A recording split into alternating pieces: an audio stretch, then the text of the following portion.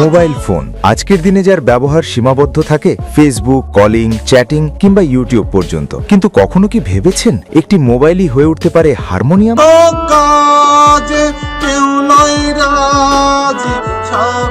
এই মানুষটির নাম রাজু। স্থান কুমারখালী রেল স্টেশনের পাশের বাজার। সামনে ফর্সা করে সাজানো সবজি, কিন্তু বিক্রি হলো কি হলো না সেটা যেন তার কাছে মুখ্য নয়। মোবাইল যেন তার কাছে একটি হারমোনিয়াম, আঙুলে সুর, কণ্ঠে গান।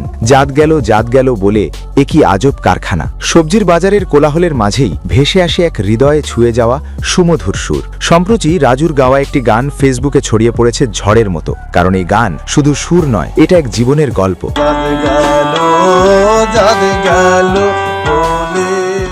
রাজু শুধু একজন গায়ক নন, তিনি একজন সবজি বিক্রেতা। জীবনের প্রয়োজনে বাজারে বসেন আর মনের প্রয়োজনে ডুবে যান গানে। কোনো মঞ্চ নেই, কোনো আলো নেই, কিন্তু তবুও তার গান পৌঁছে যায় মানুষের হৃদয়। এই সাধারণ কণ্ঠ, এই সরল জীবন আমাদের সবাইকে যেন একটি কথাই বলে যায়, আনন্দ পেতে যেতে হয় না বহুদূর। সুখ কোনো খুঁজে পাওয়ার বস্তু নয়, সুখ নিজেকেই তৈরি করে নিতে হয়। হয়তো হাতের কাছে থাকা সামান্য জিনিসে, হয়তো অল্প চাওয়াতেই লুকিয়ে থাকে জীবনের আসল সুর। সবজির বাজারে বসে গান গাওয়া এই মানুষটি আমাদের তাই শিখিয়ে দেন জীবনকে ভালোবাসতে।